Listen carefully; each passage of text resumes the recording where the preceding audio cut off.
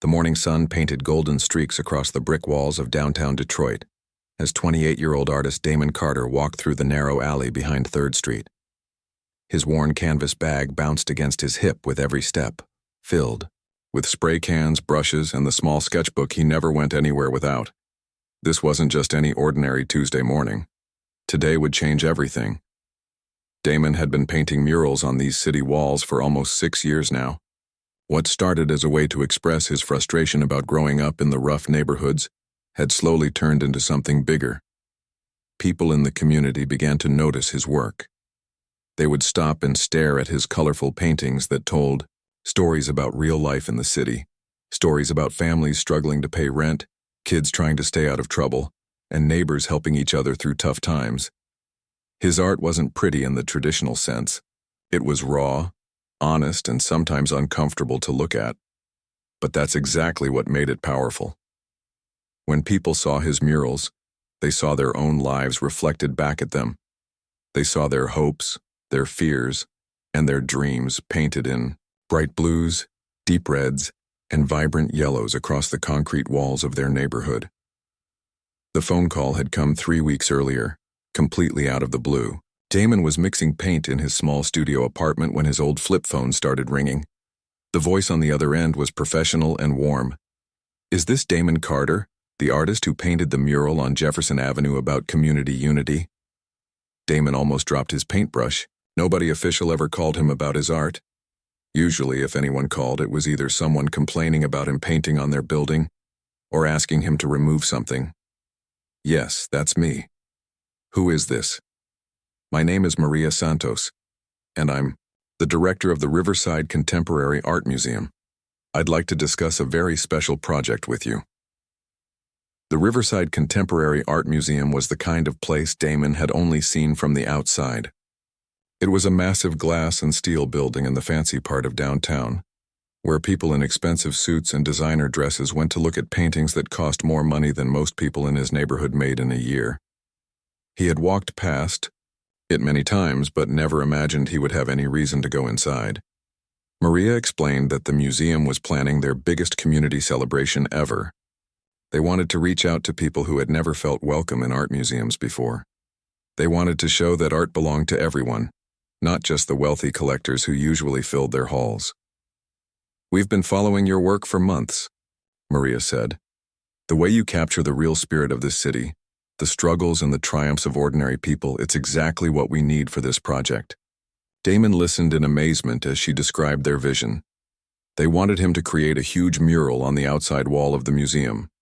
Not a small piece tucked away in a corner, but a massive 40-foot wide painting that everyone driving or walking by would see. It would be the centerpiece of their community celebration, viewed by thousands of people from all over the city and beyond. The theme was Voices Rising, a celebration of the diverse cultural heritage that made their city special. They wanted Damon to tell the story of all the different communities that called this place home. The African-American families who had moved north during the Great Migration looking for better jobs and opportunities. The Mexican immigrants who had built businesses and raised families here for generations. The Eastern European communities that had settled in the neighborhoods near the river. All of these stories woven together in one powerful visual narrative. But what made Damon's heart race was that they weren't asking him to tone down his message or make his art more acceptable for a museum audience. They wanted him to paint exactly the kind of honest, challenging work that had made people notice him in the first place. "We want you to show the real Detroit," Maria had said. "The Detroit that fights for justice, that stands up for what's right, that doesn't back down when things get tough. Can you do that?" Damon said yes before she even finished explaining the details. The payment they offered was more money than he had ever made from his art. Enough to pay his rent for 6 months and buy proper art supplies instead of the discount materials he usually scraped together. But more than the money, this was his chance to show that street art belonged in the same conversation as the paintings hanging inside those fancy museum walls. Over the next few days, Damon threw himself into planning the mural like nothing he had ever worked on before. He spent hours walking through different neighborhoods, talking to people about their experiences living in the city. He interviewed elderly residents who remembered when the auto factories were booming and provided good jobs for everyone. He spoke with young activists who were fighting to make sure their voices were heard in city government. He listened to stories from small business owners who were working to revitalize abandoned blocks and bring life back to forgotten corners of the city. Every conversation gave him new ideas for the mural. He filled page after page in his sketchbook, with faces, symbols, and scenes that captured what people told him. A grandmother's hands kneading dough for traditional bread. Children playing in a community garden built on what used to be an empty lot. Workers leaving the factory at the end of their shift, tired but proud of what they had accomplished. But Damon also knew he couldn't tell the story of his city without addressing the difficult parts. The struggles with police relations that had been going on for decades. The protests and community meetings where people demanded to be treated with dignity and respect.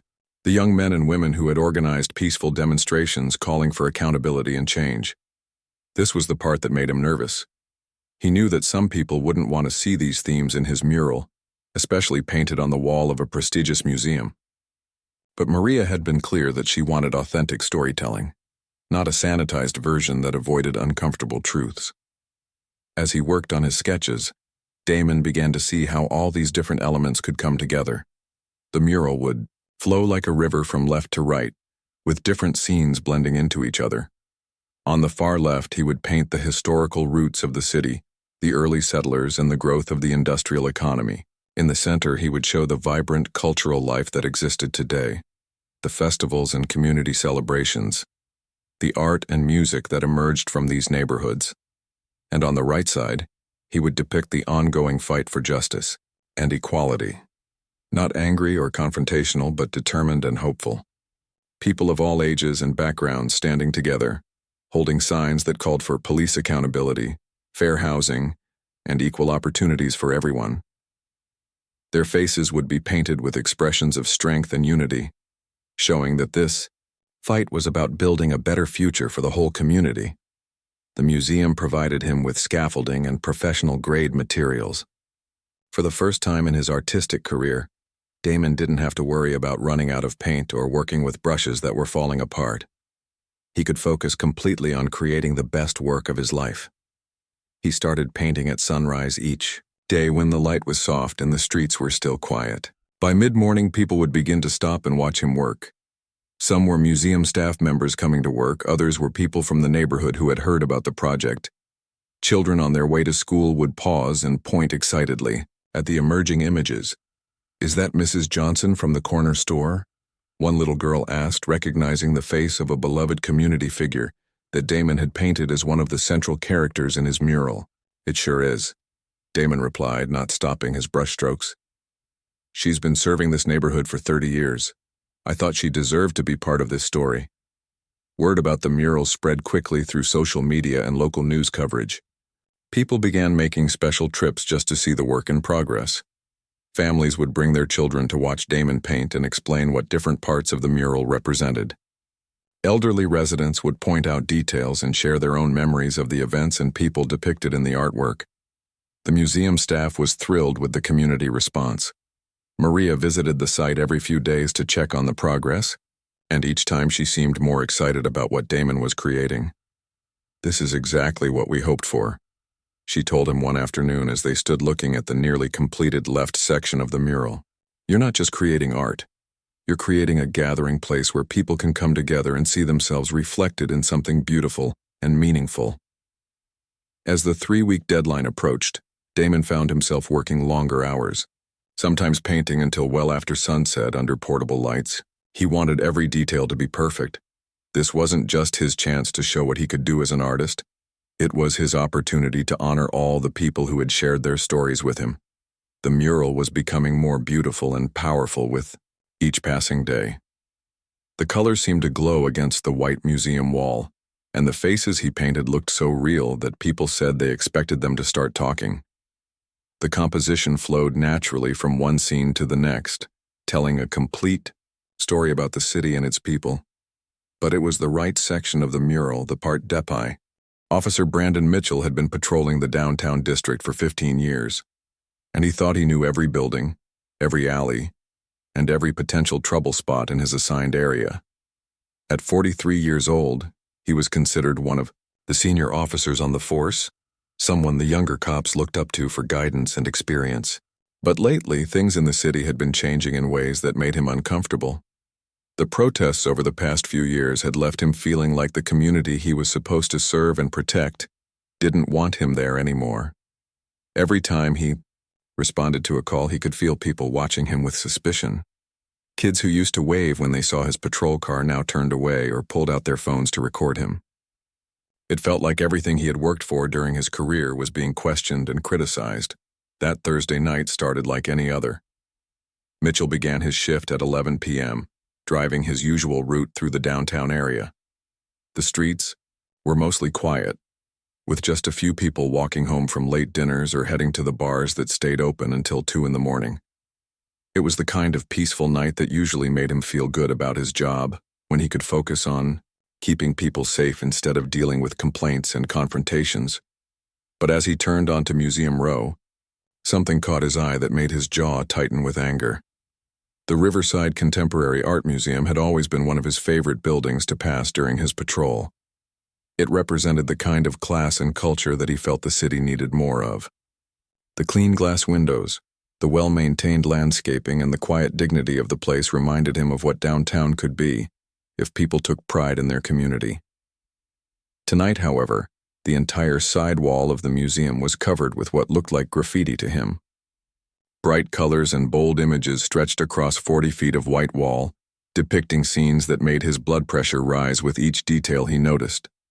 Mitchell parked his patrol car and got out to get a closer look. As he walked toward the wall, with his flashlight in hand, he realized this wasn't random graffiti. This was an organized, deliberate painting that someone had been working on for weeks, but that didn't make him any less angry about what he was seeing. The left side of the mural showed historical scenes that seemed harmless enough, but as his flashlight moved toward the right side of the wall, Mitchell's anger turned to fury. There, painted in vivid detail, was a scene that looked exactly like the protests that had been happening in cities across the country. People holding signs, marching together, and some of the signs clearly called for police accountability and reform. To Mitchell, this wasn't art. This was anti-police propaganda painted on the wall of a respected institution. He saw it as a direct attack on everything he and his fellow officers did to keep the community safe. The fact that it was displayed so prominently, where thousands of people would see it every day, felt like a deliberate insult. His mind raced with frustration as he stared at the painted faces of the protesters.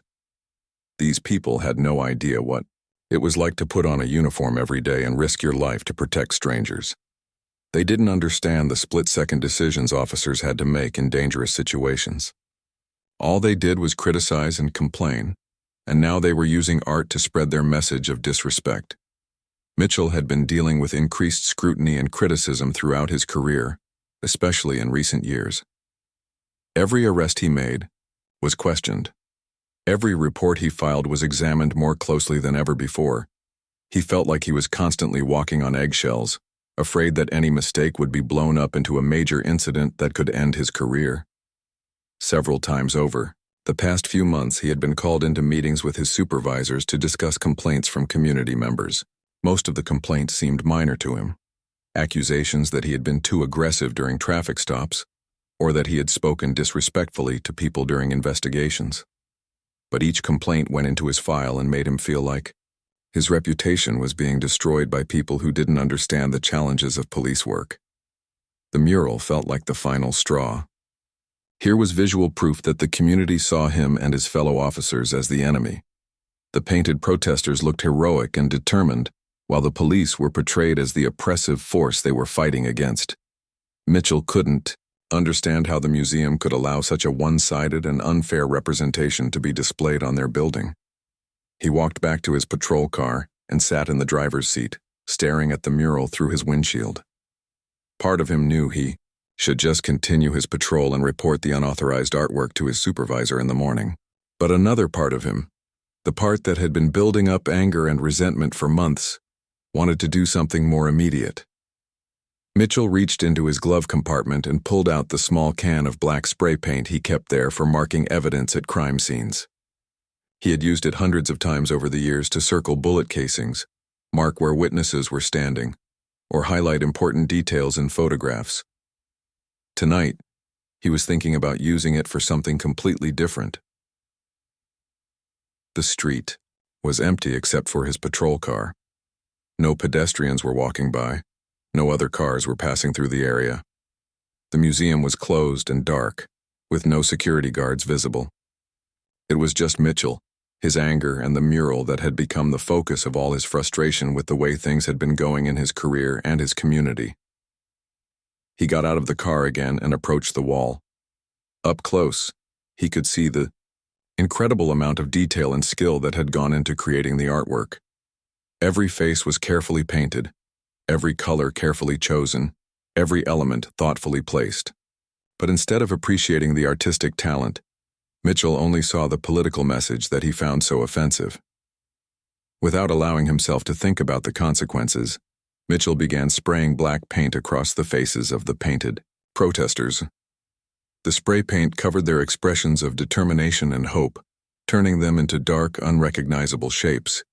He moved methodically from left to right across the protest scene, obliterating the carefully crafted details that had taken the artist days to complete.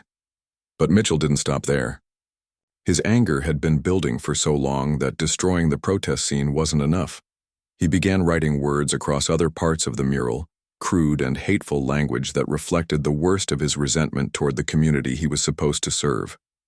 He sprayed racial slurs over the faces of community leaders and painted symbols that turned the celebration of diversity into something ugly and threatening. The black spray paint dripped down the white museum wall like wounds, destroying weeks of careful artistic work in just a few minutes of vandalism. Mitchell stepped back to look at what he had done, breathing heavily from the physical exertion and the adrenaline rush of his destructive act. In that moment, he felt a sense of satisfaction that he hadn't experienced in months. He had fought back against what he saw as an attack on his profession and his values. He had sent a message that police officers wouldn't just stand by and let themselves be portrayed as villains, but as the adrenaline began to wear off, other feelings started to creep in. Mitchell looked around the empty street and realized that he had just committed a serious crime while wearing his police uniform and using his patrol car. He had vandalized a major cultural institution in the city he was sworn to protect. More than that, he had defaced what was clearly someone's artistic work. Even though he disagreed with the message, he couldn't deny that significant time and effort had gone into creating the mural. Someone had poured their heart and soul into this project, and he had destroyed it in a moment of anger. Mitchell tried to tell himself that he had been justified in his actions. The mural was essentially graffiti itself, painted without proper permission on public property. He was just cleaning up unauthorized artwork that didn't belong there in the first place. But deep down he knew that wasn't true. He had seen the scaffolding and professional equipment that had been set up for weeks. This was clearly an authorized project, not random vandalism. As he got back into his patrol car, Mitchell noticed something that made his stomach drop. There, mounted high on the corner of the museum building, was a small security camera pointed directly at the wall where he had been working. The red light on the camera was blinking steadily, indicating that it was recording everything that happened in the area. For the first time since he had started spraying paint on the mural, Mitchell realized that his actions might have been captured on video. If the museum's security system had recorded him vandalizing their wall, he could face serious criminal charges and almost certainly lose his job. He sat in his car for several minutes, trying to convince himself that the camera might not have been working, or that the lighting was too poor for clear identification. Maybe the video would be too grainy to prove that he was the one who had damaged the mural. Maybe no one would bother to check the security footage unless there was a specific reason to investigate. Mitchell decided to finish his patrol shift as if nothing had happened.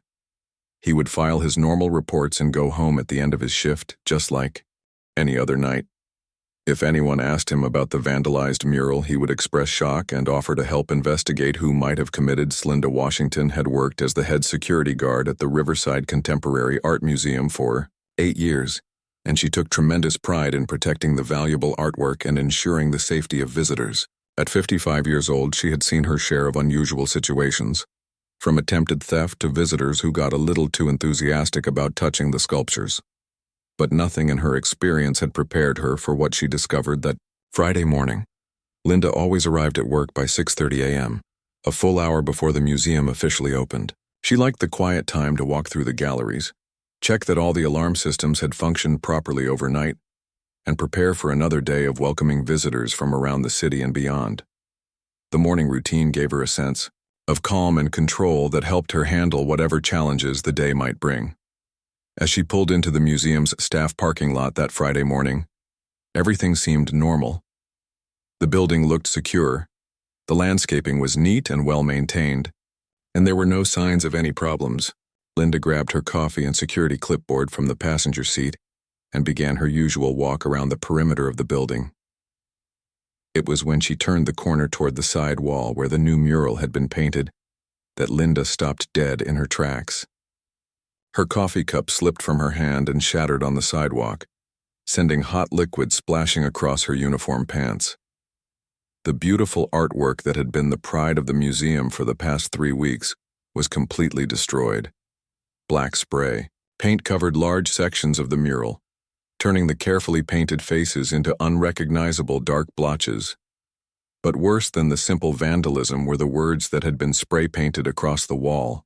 Racial slurs and hateful symbols turned what had been a celebration of community diversity into something that made Linda feel sick to her stomach.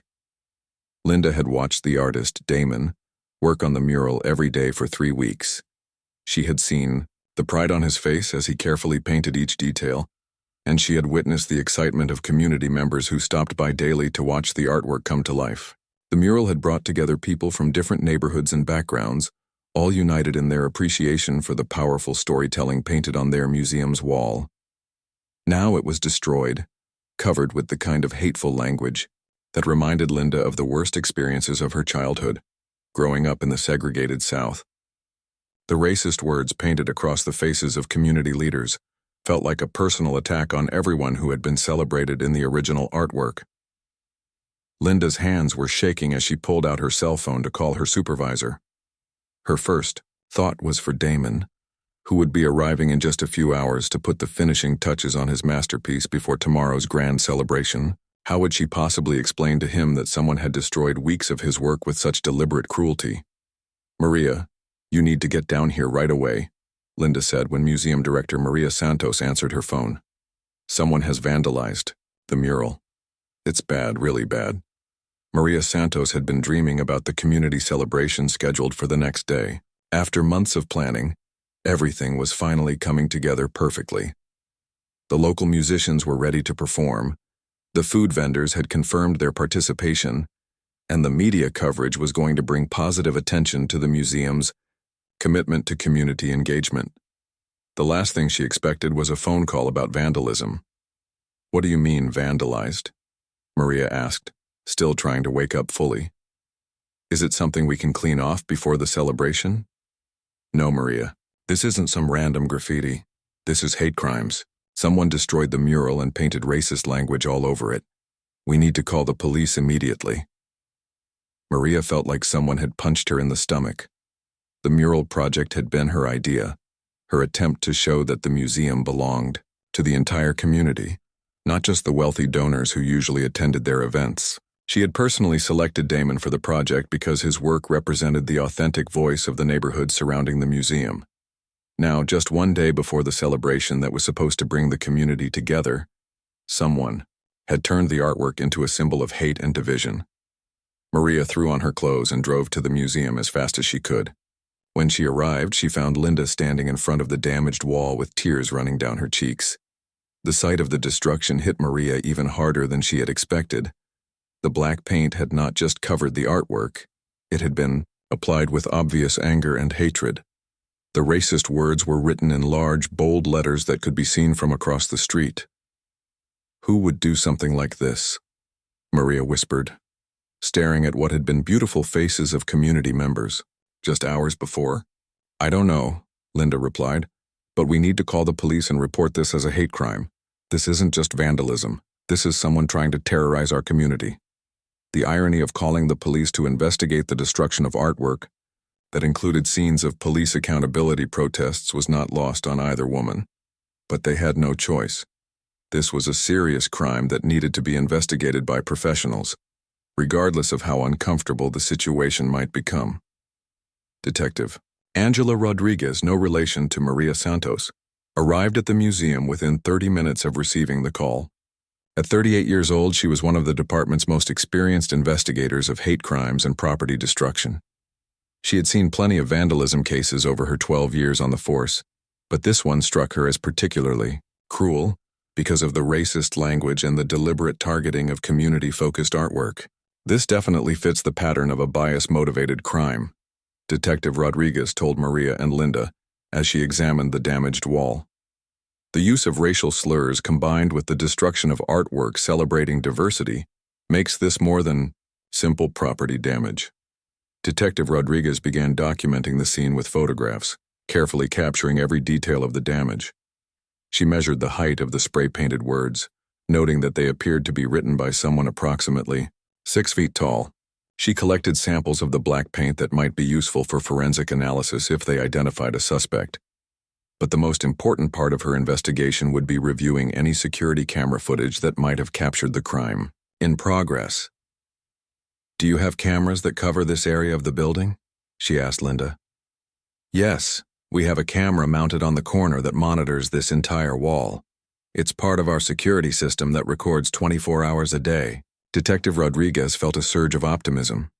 Security camera footage would make this case much easier to solve, assuming the perpetrator had been careless enough to commit the crime while the camera was recording. Linda led the detective inside, the museum to the security office where banks of monitors showed live feeds from cameras positioned throughout the building and around the exterior. The system automatically saved all footage for 30 days before recording over it, which meant that last night's events would definitely be preserved on the hard drives. "Let me pull up the footage from around midnight to 6 a.m., Linda said, working at the computer keyboard with practiced efficiency. The first few hours of footage showed nothing unusual. The camera had a clear view of the entire mural area, with good lighting from nearby street lamps. Detective Rodriguez could see cars passing by occasionally, but no pedestrians or suspicious activity. Then, at 1:47 a.m., a police patrol car appeared in the frame and parked directly in front of the mural. "That's odd," Detective Rodriguez muttered. "Why would one of our officers stop here in the middle of the night?" They watched as a figure in a police uniform got out of the car and walked toward the wall with a flashlight. The camera captured the officer examining the mural closely, walking back and forth along its length. For several minutes, nothing happened except the officer standing in front of the artwork. Then the footage showed something that made Detective Rodriguez's heart sink. The uniformed officer returned to his patrol car, retrieved something from inside, and began spray painting the mural with deliberate, systematic movements. "Oh my God," Linda whispered. "It was a cop. One of your own officers destroyed the mural." Detective Rodriguez watched in stunned silence as the security footage showed a police officer methodically vandalizing the community artwork. The camera, angle and lighting were good enough to clearly show the uniform, the patrol car number, and eventually, as the officer turned toward the camera, enough of his face to make identification possible. This was the last thing the police department needed. Relations with the community had been tense for years, and having an officer caught on camera destroying artwork that depicted police accountability protests would be a public relations nightmare. But more than that, it was a serious crime that would need to be investigated and prosecuted just like any other case. "I need copies of this footage immediately," Detective Rodriguez told Linda, "and I need you to keep this confidential until we can identify the officer and make an arrest. If word gets out before we handle this properly, it could compromise the investigation." Detective Rod. The arrest of Officer Brandon Mitchell at his suburban home that Friday evening sent shockwaves through the police department and the community. Detective Angela Rodriguez had coordinated carefully with her supervisors to ensure that everything was handled professionally, but nothing could prepare anyone for the media storm that followed. Mitchell answered his front door in civilian clothes, looking haggard and tired after a sleepless day, worrying about the security camera footage he knew must exist. When Detective Rodriguez showed him the arrest warrant and read him his rights, he didn't seem surprised. He had been expecting this moment since he saw the blinking red light on the museum's security camera. "I know what this is about," Mitchell said quietly, as Detective Rodriguez placed him in handcuffs. I saw the camera after I finished. I knew it was over.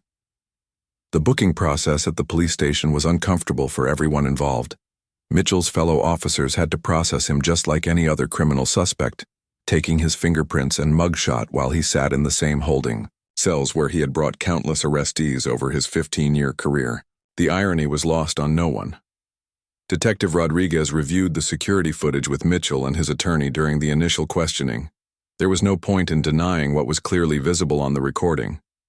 Mitchell had been caught red-handed, vandalizing the mural with racist graffiti while wearing his police uniform and using his patrol car. "Why did you do it?" Detective Rodriguez asked. "You've been a police officer for 15 years. You know better than anyone what vandalism and hate crimes can do to a community." Mitchell stared at the table for a long time before answering. When he finally spoke, his voice was barely above a whisper. "I was angry. I've been angry for a long time. Every day I go to work and feel like the community hates me for being a cop. Then I see this mural celebrating protests against police, and it felt like the final insult.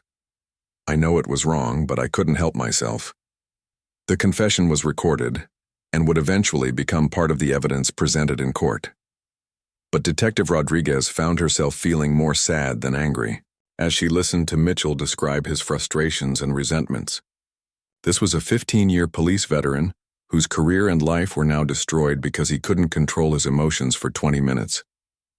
While Mitchell was being processed through the criminal justice system, Maria Santos was dealing with her own crisis at the museum. The grand community celebration scheduled for Saturday had to be canceled, disappointing hundreds of people who had planned to attend. Local news crews were stationed outside the museum around the clock, turning the institution into the center of a citywide conversation about racism and police misconduct. But the most difficult conversation Maria had to have was with Damon, the artist whose work had been destroyed. She found him Saturday morning standing in front of the damaged mural, staring at the black paint that covered 3 weeks of his careful work. "I keep thinking I should be angrier," Damon told her. "But mostly I just feel sad. This mural was supposed to bring people together. Instead, it's become another symbol of division." "We're going to restore it," Maria promised.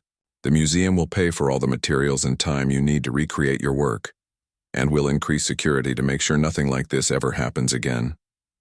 Damon nodded slowly, but Maria could see that the enthusiasm and joy he had shown while creating the original mural was gone.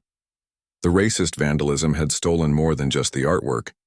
It had damaged the artist's faith in his community and his belief that art could bring positive change. As the weekend progressed, the story continued to dominate local news coverage. The fact that a police officer had been arrested for vandalizing artwork that depicted police accountability protests created a perfect storm of controversy and debate. Some community members saw Mitchell's crime as proof that the police department had serious problems with racism. Others argued that one officer's actions shouldn't reflect on the entire force. The police department's leadership found themselves in an impossible position. They had to condemn Mitchell's actions and support the criminal prosecution, while also trying to maintain the morale and reputation of the other officers who had done nothing wrong. Police Chief Robert Thompson held a press conference Sunday morning to address the situation directly. "Officer Mitchell's actions were completely unacceptable and do not represent the values of this police department," Chief Thompson told the assembled reporters. "We will cooperate fully with the criminal investigation and take appropriate disciplinary action. But I also want to emphasize that the vast majority of our officers serve this community with integrity and professionalism every day." The press conference did little to calm the controversy. Community activists organized protests outside the police station, demanding broader reforms beyond just prosecuting Mitchell. They argued that his crime was symptomatic of deeper problems within law enforcement that needed to be addressed systematically. Meanwhile, Mitchell's fellow officers were dealing with their own complicated emotions about the situation. Some were genuinely shocked and disgusted by his actions, feeling that he had betrayed everything they stood for as law enforcement professionals. Others quietly sympathized with his frustrations, even while condemning his criminal behavior. The case took an unexpected turn Tuesday morning, when Detective Rodriguez discovered a connection that added another layer of complexity to the story. While reviewing Mitchell's personnel file and the museum's employment records, she found something that made her immediately call Maria Santos. "I need to ask you about your head of security," Detective Rodriguez said. "The man who was hired about 2 years ago, Robert Chen. What about him?" Maria asked. "He's one of our most reliable employees." "Did you know that Robert Chen is married to Brandon Mitchell's sister?" The revelation hit Maria like a physical blow. Robert Chen, the museum's head of security who had access to all their alarm codes and camera systems, was Mitchell's brother-in-law. This meant that Mitchell had attended family gatherings at the museum, had met Maria personally at staff holiday parties, and had seen the museum from the inside as a guest rather than just a passing patrol officer. "I had no idea," Maria said, her voice shaking. "Robert never mentioned the family connection. We don't usually investigate the family relationships of our employees unless there's a specific security concern." This discovery transformed the case from a random act of vandalism into something much more personal and troubling. Mitchell hadn't just seen the mural while driving by on patrol. He had probably heard about the project from his brother-in-law, might have seen early sketches or heard detailed descriptions of what the artwork would depict. Detective Rodriguez immediately interviewed Robert Chen, who was devastated to learn about his brother-in-law's arrest. Chen had worked hard to build a career in museum security and was proud of his role in protecting valuable artwork and cultural institutions. Now he was connected to the most serious security breach in the museum's history. "Brandon never said anything to me about opposing the mural project," Chen told Detective Rodriguez. "I know he's been unhappy about a lot of things in his job lately, but I never thought he would do something like this. I'm as shocked as everyone else." The interview revealed that Mitchell had indeed attended several museum events over the past 2 years, including holiday parties and exhibition openings, where he would have met Maria Santos and other staff members. Chen had always been proud to introduce his brother-in-law as a police officer, and Maria remembered having brief conversations with Mitchell about museum security and community policing. "This makes it so much worse," Maria told Detective Rodriguez. After learning about the family connection, Brandon wasn't just some random vandal who happened to drive by. He had been welcomed into our museum as a guest. He had eaten our food and shaken hands with our staff. Then he turned around and attacked something we had created with love and community pride. The personal betrayal Maria felt was shared by other museum staff members who remembered Mitchell from various events. They had trusted him as both a police officer and a family member of their colleague. His crime felt like a violation of that trust, in addition to the destruction of community artwork. When this information became public, it added yet another dimension to the media coverage and community discussion. People began asking how someone could commit such a hateful act against an institution that had welcomed him as a friend. The story became not just about police misconduct, but about the breakdown of relationships and trust within the community. Formal charges against Mitchell were announced Wednesday morning. He would face felony vandalism, hate crime enhancements, and misconduct in office. The combination of charges could result in several years in prison and the permanent loss of his police certification. Mitchell's attorney tried to argue that his client's actions were the result of stress and mental health issues related to his difficult job. They painted a picture of a dedicated officer who had snapped under pressure and made a terrible mistake that he deeply regretted. But the prosecution, led by District Attorney Jennifer Walsh, argued that Mitchell's crime was premeditated and motivated by racial hatred. The security footage showed him examining the mural carefully before returning to his car. To 6 months after Brandon Mitchell's arrest, the courthouse was packed with community members, museum staff, artists, and activists who had followed the case from the beginning. The trial had lasted 2 weeks, during which the security footage was played repeatedly for the jury, showing Mitchell methodically destroying the community mural with racist graffiti. The evidence was overwhelming. Mitchell's own confession, combined with the clear video documentation of his crime, left little room for his defense attorney to argue innocence. Instead, they had focused on mitigation, trying to convince the jury that Mitchell deserved sympathy rather than the maximum punishment. During the sentencing phase, several character witnesses testified about Mitchell's 15 years of police service and his dedication to his family. His ex-wife spoke about the stress and pressures of police work that had contributed to his drinking and anger issues. His sister, who was married to Museum Security Chief Robert Chen, tearfully described how shocked and devastated the family was by his actions. But the prosecution presented a different picture. Community members testified about years of aggressive and inappropriate behavior during Mitchell's interactions with residents. Former colleagues described his increasingly bitter complaints about the community he was supposed to serve. The prosecution argued that Mitchell's crime wasn't an isolated incident, but the culmination of years of growing resentment and racial bias. Damon took the witness stand to describe what the mural had meant to him and the community. He spoke about the weeks of conversations with residents, the careful research into the city's history, and the joy he had felt watching people stop to admire his work as it progressed. This wasn't just vandalism of property, Damon testified. This was an attack on our community's story, our dignity, and our right to celebrate who we are. When I saw what he had done, it felt like someone had torn up photographs of my family and covered them with hate. The impact statements from community members were particularly powerful. Elderly residents described how the racist language painted over the mural reminded them of the segregation and discrimination they had experienced decades earlier. Young people talked about losing faith in the possibility of positive relationships between police and their communities. Maria Santos testified about the institutional damage caused by Mitchell's crime. The museum had lost credibility with community members who questioned whether their stories and experiences were truly welcome in cultural institutions. Attendance had dropped, and several planned community programs had been canceled due to security concerns and loss of trust. We spent years building relationships with neighborhoods that had never felt welcome in our museum, Maria told the court. Officer Mitchell destroyed much of that progress in 20 minutes. We're still working to rebuild what he tore down. The jury deliberated for less than 4 hours before returning with guilty verdicts on all charges.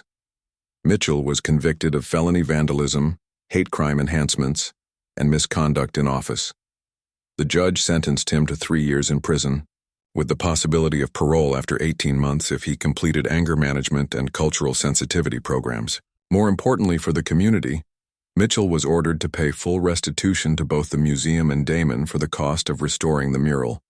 The financial penalty amounted to nearly $50,000, covering not just materials and labor but also the economic impact on the museum's community programming. Mitchell's police certification was permanently revoked, meaning he could never work in law enforcement again. The police department also implemented new training requirements and community engagement programs designed to address the cultural problems that had contributed to Mitchell's actions. But the real healing began 3 months before the trial ended, when Damon announced that he was ready to recreate the destroyed mural. The announcement came at a community meeting organized by Maria Santos to discuss the future of the museum's relationship with surrounding neighborhoods. "I've been thinking about this for months," Damon told the packed auditorium. "At first I was too angry and hurt to imagine starting over. But then I realized that letting one person's hate destroy our story permanently would mean he won. I want to paint the mural again, but this time I want the whole community to help." The idea of a collaborative restoration project captured people's imagination immediately. Instead of Damon working alone for 3 weeks, the new mural would be created over several months with participation from community members of all ages and backgrounds. Local schools would bring classes to add small elements under Damon's guidance. Community groups would take turns working on different sections that represented their neighborhoods and experiences. Maria Santos committed the museum's full support to the expanded project. They would provide scaffolding, materials, and security for as long as the restoration took. More importantly, they would use the project as an opportunity to launch new community engagement programs that addressed the underlying divisions that had contributed to the original destruction. The restoration work began on a sunny Saturday morning in April, exactly 1 year after the original mural had been completed. Hundreds of people gathered to watch Damon make the first brush strokes on the clean white wall. The racist graffiti had been removed and the wall professionally prepared, but everyone remembered what had been there before. "Today we start fresh," Damon told the crowd. "But we're not forgetting what happened. We're going to paint the truth about our community, including the hard parts, because that's how we grow stronger." The new mural kept the same basic composition as the original, flowing from historical scenes on the left to contemporary community life in the center, and social justice themes on the right. But this time there were subtle additions that acknowledged the vandalism and the community's response to it. One new element showed people of different backgrounds coming together to repair something that had been broken. Another depicted community, members and police officers engaged in dialogue rather than confrontation, representing the difficult conversations that had taken place during the months following Mitchell's arrest. The collaborative painting process became a weekly gathering that drew people from across the city. Families would pack picnics and spend Saturday mornings working on small details under Damon's supervision. Teenagers from the high school art program painted background elements during after-school sessions. Senior citizens shared stories that inspired new additions to the historical sections. Linda Washington, the security guard who had discovered the original vandalism, became one of the most dedicated volunteers. She spent her days off helping with the painting and organizing supplies for the different community groups that participated in the project. "This feels like healing," Linda told a reporter one afternoon as she helped a group of elementary school children paint flowers in the community garden section. "We're not just fixing what was broken. We're making it better than it was before." The police department's new community engagement programs led to some officers volunteering their time for the mural project as well. Not everyone in the community was ready to welcome police participation, but the officers who did participate worked quietly and respectfully, focusing on building relationships rather than seeking publicity. Detective Angela Rodriguez, who had investigated Mitchell's crime, found herself stopping by the mural site regularly during her patrols.